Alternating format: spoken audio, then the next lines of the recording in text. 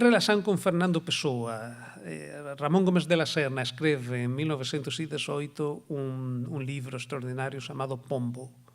O que é Pombo? Pombo é o nome do café de Madrid onde Ramón Gómez de la Serna tiña unha tertulia. E ele era o líder desa tertulia. Entón, este Pombo, este libro, que é un libro sen género, é un libro onde Ramón vai anotando, onde vai colocando todos os pontos, todos os entrevistas, todos os deseños, porque ele tamén deseñaba todos, sei lá, os pensamentos, os artigos, era unha especie de gaveta onde ele ia metendo textos. E é verdade que nese texto, nese libro, ele ten un apontamento en que fala sobre os cafés de Lisboa. E ele diz o seguinte, ele diz, Lisboa é extraordinaria, deve ter uns cafés tão lindos. Eu já conheci alguns e de facto encontrei gente, e o adjetivo que ele disse, frenética da inspiração. Ele disse, encontrei poetas frenéticos da inspiração. Entre eles, refere unha longa serie de nomes, e entre eles encontramos un señor chamado Fernando de Pessoa. Fernando de Pessoa, que evidentemente debía ser Fernando Pessoa, mas que nunca máis aparece nos textos de Ramón. Por tanto, probablemente partilharon toalla de mesa, partilharon un café, mas non sabían quen era cada cual. É moito interesante e foi unha grande oportunidade perdida porque Ramón Gómez de la Serna foi moitísimo apreciado por Antonio Fejo. Antonio Fejo ten 2 libros, Teoría da indiferenza e Leviana, en que o Antonio Fejo adere o género da greguería e escreve aforismos que son auténticamente, e ele propio, o propio Fejo recoñece, son greguerías. E, de facto, o propio Ramón Gómez de la Serna chega a facer o prólogo para Leviana, para ese libro, na edición de 1929. Já só para acabar,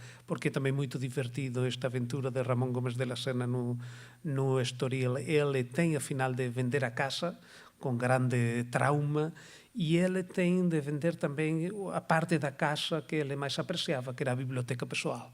Ele era un grande bibliófilo e tiña un conjunto moito importante de libros dedicados, o que hoxe chamaríamos primeiras edições, dedicadas por autores portugueses. E entón ele fala con o alfarrabista do Bairro Alto, coloca un preso a esa biblioteca porque ele non quería espallar a biblioteca por varios alfarrabistas, quería vendela inteira, mas vende con unha condición, e é que o alfarrabista non conte para ninguén que foi ele propio a vender a biblioteca. Por qué? Porque estaban dedicados todos os libros. Ele conta isto nun libro de memorias publicado en Argentina no ano 48, que ten o título, para mí, máis extraordinario que nunca vi nun libro de memorias. O libro intitúlase Automoribundia, que é un título fantástico. Pronto, ele chega a ese acordo con o alfarrabista, vendería a biblioteca inteira, edições todas autografadas para Ramón Gómez de la Serna, con o único pormenor, con a única condición de que o alfarrabista non falaría que foi ele que vendeu.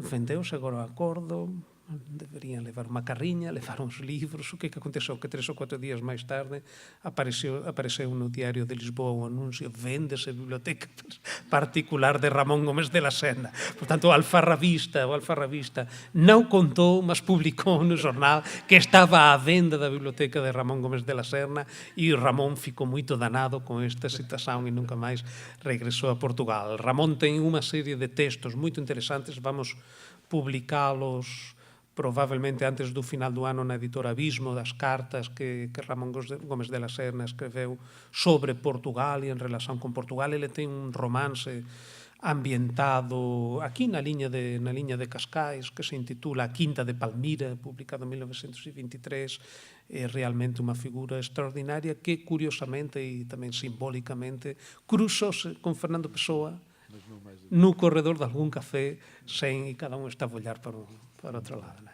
Eu acho que estou completamente sem som, mas enfim. Não, isso acontece muito. É como é o último já. Ok, está bem, já não quero gravar nada. Mas antes de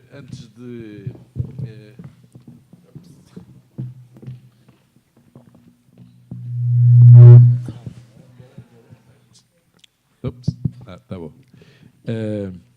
Antes de abrirmos as perguntas à assistência, eu gostava ainda de voltar ao livro e aos textos do Fernando Pessoa, para que o António nos desse uma apreciação de mais alguns desses textos e o sentimento que Pessoa tinha em relação à Espanha. Há questões muito interessantes, porque Fernando Pessoa defendia, digamos, uma aproximação cultural entre Espanha e Portugal. Ele acreditava no imperialismo futuro, como ele fala, que não está dependente da economia ou da política, está dependente da cultura. E ele acreditava profundamente nisso. É muito interessante, por exemplo, termos conhecimento de que Fernando Pessoa projetou a criação de uma revista em espanhol e em português. Ele pensou numa revista cujo título seria exatamente Ibéria, na qual apareceriam textos em espanhol e em português, porque ele pensa que não há, de facto, línguas no mundo que possam ser tão bem lidas e também interpretadas sem tradução como são o espanhol e o português. Ele diz, qualquer português culto lê bem espanhol e também qualquer espanhol culto lê bem português. Esta segunda parte não é tão bem assim. O português lê melhor espanhol do que o espanhol português, da mesma maneira que o português percebe muito bem, ou mais ou menos, espanhol oral, e um espanhol não percebe português oral, e não é por má vontade, simplesmente porque não, se não estudou, não percebe nada, não é? Portanto, Fernando Pessoa tem esta série de comentários. Ele tem, penso que marquei aqui um texto que é realmente extraordinário sobre a Catalunha, não é? Sobre o assunto da Catalunha. Ele tem dois textos que me parecem muito, muito interessantes. O primeiro fala sobre... Há um que fala sobre a desintegração de Espanha, que já referi. Há um outro em que fala, que é um texto que é uma delícia, não é? Sobre a diferença entre a cultura em Espanha e Portugal. E vou ler, vão ouvir a voz de Fernando Pessoa com sotaque espanhol, portanto, profundamente ibérico, não é? Diz assim, diferença entre o género de cultura que há hoje em Espanha e Portugal. Em Espanha há um intenso desenvolvimento da cultura secundária, da cultura cujo máximo representante é um homem de muito talento. Em Portugal, essa cultura não existe. Há, porém, a superior cultura individual que produz os homens de gênio. E assim, não há em Espanha hoje uma figura de real destaque genial. O mais que há é figuras de grande talento. Um Diego Ruiz, um Eugênio d'Ors, um Miguel de Unamuno, um Azorín. Em Portugal, há figuras que começam na centelha genial e acabam no gênio absoluto. Há individualidades vincadas. É uma delícia, é uma delícia ver este texto que é realmente uma espécie de radiografia das relações ou da visão que ele teve de Espanha e Portugal. Mas vou ler este texto, um fragmento sobre a Catalunha, um texto datado de 1918, portanto faz exatamente um século, e diz assim: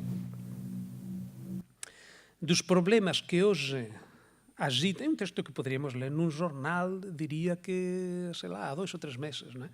Dos problemas que hoje agitam e perturbam a indisciplinada vida da Europa, o problema do separatismo catalão é talvez o que mais flagrantemente foca o conflito fundamental que se trava hoje no mundo e, portanto, aquele que mais curiosos ensinamentos contém. No pleito que o destino faz que se degladie entre a Espanha e a Catalunha, há o facto essencial de todos os dramas. Como em todos os dramas, o momento criado pelo destino, mas segundo inaceitáveis resultados de um passado que surdamente se acumulou, faz entrar em conflito forças e ideias que é absurdo que entrem em conflito, que é doloroso que se encontrem em guerra.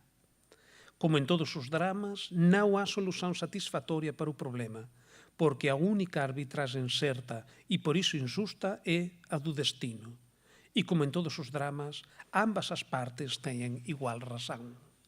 É realmente uma espécie de radiografia escalofriante, não é? De muito do que está a acontecer na Catalunha, escrita por um homem que nunca foi a Catalunha e que, entre os livros que se conservam ainda hoje na biblioteca particular, há apenas um livro de Diego Ruiz, que é um filósofo catalão. O livro está escrito salvo con francés, aliás. Há un libro de Ribera e Rovira, un libro que se chamava La integridad de la patria, que é un libro sobre a relación entre Cataluña e España. Há un libro de Ortega y Gasset, que é unha conferencia sobre política, vieja e nova política. Quer dizer, o coñecemento que ele ten de Cataluña é moito superficial. Mas como é possível, non é? É realmente fascinante que este texto e outros de Fernando Pessoa sobre Cataluña son completamente actuais. Non mudou prácticamente nada, non é? Infelizmente. Non diz moito a noso favor, non é? Non mudou prácticamente nada. Muito bem. Não sei se o Mariano Rajoy e o Sr. Puigdemont se leram esse texto, senão, mas enfim. É muito curioso que estes textos ibéricos de Fernando Pessoa foram publicados em catalão antes do que em espanhol. Por quê? Porque Catalunha anda sempre muito atenta à realidade portuguesa. Há um interesse, eu diria, maior da Catalunha em relação a Portugal do que no resto da Espanha. Tirando territórios da fronteira, como a Galiza e a Extremadura, que têm uma relação mais privilegiada. Mas digamos que há mais conhecimento do que acontece em Portugal, em Barcelona, do que em Madrid. Muito bem.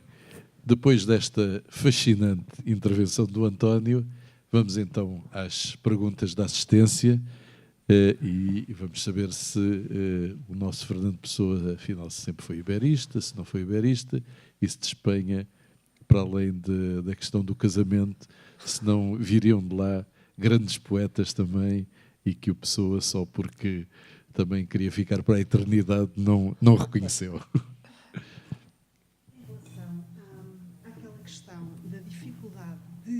Chegar a Castela a literatura portuguesa. Isso também acontecia com a literatura de outros países, por exemplo, de França, e mesmo das outras regiões de Espanha. Também havia essa dificuldade a chegar à zona, no fundo, de Castela. É assim, quando eu falei que era preciso falar em iberismos e não em iberismo, isto tem também a ver porque o iberismo, afinal, é também uma espécie de diálogo entre um centro, não digo qual é o centro, entre um centro e uma periferia. Mas o iberismo, ou os iberismos na Península Ibérica, é muito mais do que isso. Quer dizer, é por um lado o diálogo entre centro e periferia. Centro, traduzimos superficialmente, um bocado barbaramente, digamos, Madrid, Galiza, centro-periferia, mas é também um diálogo entre centro e centro, o iberismo é também diálogo Madrid e Lisboa, centro-centro, e é também diálogo periferia-periferia, porque por vezes também não é fácil o diálogo Catalunha-País Basco, ou Catalunha-Galiza, não é fácil. Portanto, são várias vozes, também muito pessoano, né, como vários heterónimos, em relação entre eles e que por vezes não se entendem bem entre eles. Respondendo à questão, há uma extensa série de testemunhos de escritores espanhóis que referem que na época de Fernando Pessoa, no início do século XX, era muito mais fácil encontrar um livro em francês, em alemão, em inglês, em italiano, até alguns que referem até em japonês do que em português, em Espanha. Isto tem, digamos, também elementos diferentes. Mais uma vez, temos o problema de falar em Espanha em singular ou em plural. Estamos a falar em Madrid, digamos, em Castela. A Galiza é um mundo diferente, porque na Galiza, da mesma maneira que praticamente não há traduções de autores portugueses, começa a haver algumas, mas não há praticamente traduções. Por quê? Porque um galego lê português, não é? Naturalmente, não tem problema nenhum. No País Basco, digamos que o universo de leitores, o universo cultural é muito restrito, muito pequenino, e ainda por cima a língua basca tem inúmeras modalidades diferentes de terra para terra, o qual faz que seja uma língua, e para além é uma língua, ainda por cima, uma língua completamente incompreensível para o resto dos peninsulares. A língua basca é uma língua que tem uma origem neorromance e uma língua completamente indecifrável para nós, não é? E, por outro lado, digamos, na Catalunha, digamos que sempre houve uma ligação mais estreita ás culturas e as literaturas de outros países. Portanto, provavelmente era moito difícil encontrar livros portugueses en España. Agora, tamén era moito difícil encontrar livros españoles en Portugal. Por exemplo, refere a un escritor español que refere que na Facultade de Medicina de Lisboa estudaban unha patoloxía, cualquier coisa, con os livros de Gregorio Marañón, do grande médico español, mas con as traduções para francés de Gregorio Marañón, porque era imposible encontrar as traduções, os originais españoles en Lisboa. Mas isto que pode parecer espantoso, non é tan espantoso, quero dizer, hoxe en día encontrar en Madrid un libro en portugués, a persoa ten de ir a 2 ou 3 librerías especializadas, senão non encontra. E para encontrar livros españois aquí é máis ou menos a mesma coisa, temos de ir a pontos. Aquí temos tamén a questão do Imperio Anglosaxónico. O Imperio Anglosaxónico no mercado do livro é brutal e é monumental e non temos como lutar contra iso e tamén non temos por que lutar contra iso. Mas, por exemplo, é curioso pensarmos que unha carta que Fernando Pessoa enviaba a Adriano del Valle e que ia de Lisboa para Sevilla demoraba 3 días, en 1918. Hoxe en día unha carta entre Lisboa e Sevilla demora no mínimo 10. É verdade, un século depois. Unha carta entre Badajoz e Elvas, 11 kilómetros, demora 5 días. Porque faz, se sair de Elvas, faz Elvas, Lisboa, Lisboa, Madrid, Madrid, Mérida, Mérida, Badajoz. Ese é o percurso que faz para 11 kilómetros. E isto é assim, é a realidade, não é? É a realidade. Eu ia dizer que foi por causa da privatização dos CTTs, mas se calhar não foi, não tem nada a ver. Se calhar. Muito bem, mais questões? Deixa eu ver ali atrás.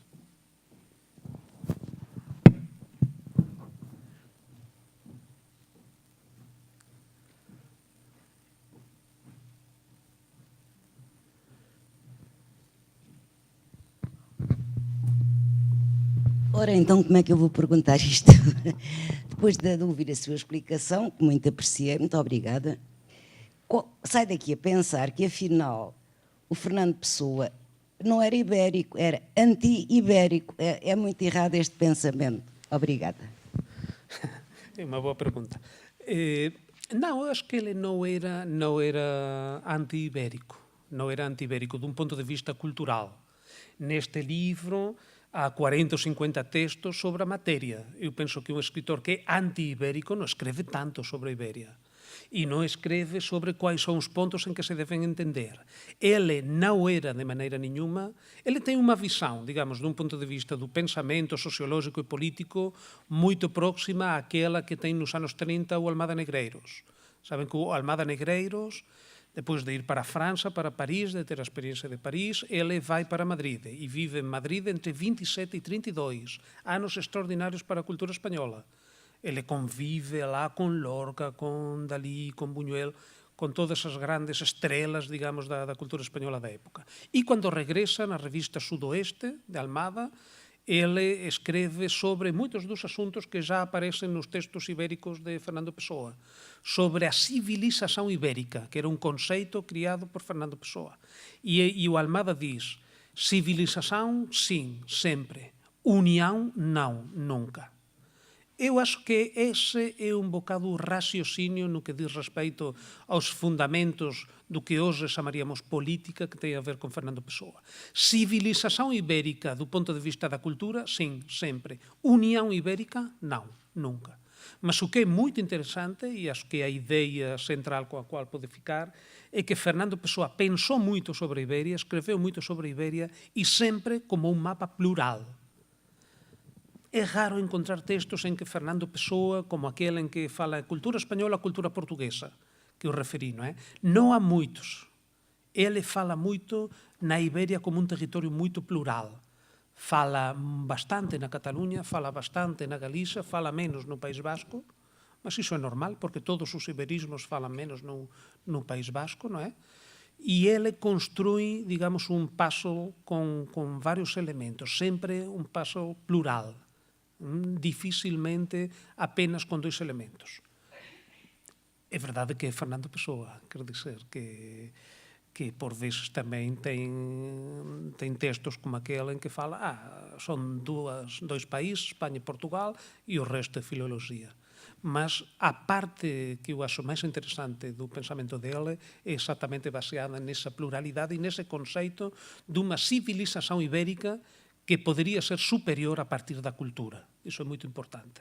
É muito importante. Só que esse texto que eu li sobre a diferença cultural entre Espanha e Portugal, digamos que está também nos alicerces desse Império Ibérico da Cultura. O Império Ibérico da Cultura, perfeito. Ora bem, do lado espanhol são figuras secundárias, do lado português é Eugênio. Isso é evidente. Não? Mas deixe-me só pegar na referência que fez ao Almada. O Almada tem um famoso poema contra o Dantas, sim, em que diz, uma das frases é: se o Dantas é português, eu quero ser espanhol. Sim. O Almada tem muitas referências a Espanha em toda a sua produção. Né? De facto, muitos dos grandes referentes artísticos do Dantas é Goya, é Picasso. Né? Ele foi amigo de Lorca nos anos em que esteve em Madrid. Há um grande mundo, né? A volta do Almada e os anos madrilenos. Muito bem, mais questões? Estou a pensar num livro publicado há pouco tempo indicando que Pessoa, entre outras coisas, poderia ter tido uma costela galega.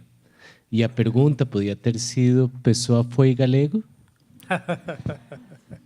Pois, de facto, há um livro publicado recentemente por Carlos Quiroga onde fala isso. Eu confesso que do livro eu li com mais... O livro tem 2 partes, não é? Tem uma parte em que refere toda uma possível, e eu até acredito que deve ser fiável, genealogia galega de Fernando Pessoa, e depois tem uma segunda parte em que fala sobre as relações de Fernando Pessoa com Galiza. E eu confesso que fiquei mais, digamos, mais satisfeito com a segunda parte, não é?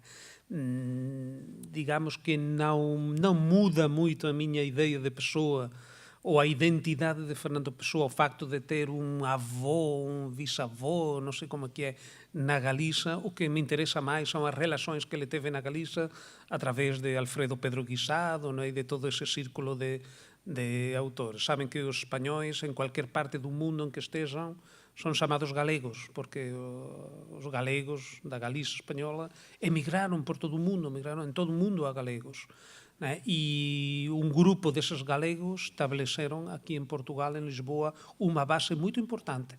E nos anos 10 tiveram esse poeta, Alfredo Pedro Guisado, e no círculo reunido à volta do restaurante Irmãos Unidos, um conjunto muito importante de relações. E, de facto, essa é a parte que mais me interessa, digamos.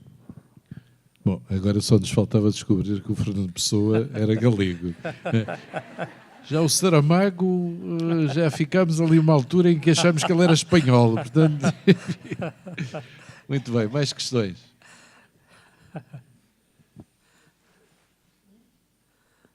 Está tudo com vontade de ir beber o champanhe, é? Não, Ana Paula? Não há champanhe? Não? Não há mais questões? O Fernando Pessoa pensava que Colombo era galego. Tem um livro na biblioteca particular de uma teoria que defende que não era italiano, espanhol ou de Cuba Alentejo, que era galego, não é? E ele tinha esse livro lá, portanto é capaz de ter alguma influência galega. Muito bem. Bom, mais alguma questão? Se não há mais nenhuma questão, eu gostava de dizer que fechamos estas masterclass com chave de ouro. Acho que, enfim, aquilo que hoje nos disse aqui o António Sais Delgado foi verdadeiramente fascinante, foi mais uma grande lição. Eu espero que, se a Ana Paula, a Biblioteca, a Câmara de Oeiras, etc., estiverem de acordo, que possamos voltar a ter uma outra série, não sei se sobre Pessoa, mas enfim, sobre outro escritor ou outro poeta, porque estas foram realmente facto muitíssimo interessantes, e todos os convidados que passaram por aqui foram pessoas que nos trouxeram alguma coisa que eu penso que a maior parte de nós não sabia. E como digo, terminamos com uma excelente intervenção do António. Ana Paula? Diga. Então pronto. Eu adoro, isto seja o templo da poesia, também adoro, ainda bem que está no templo da poesia. Nós fazemos... Muito bem. Então, agradeço a todos a vossa presença e peço uma enorme salva de palmas para o António. Muito obrigado.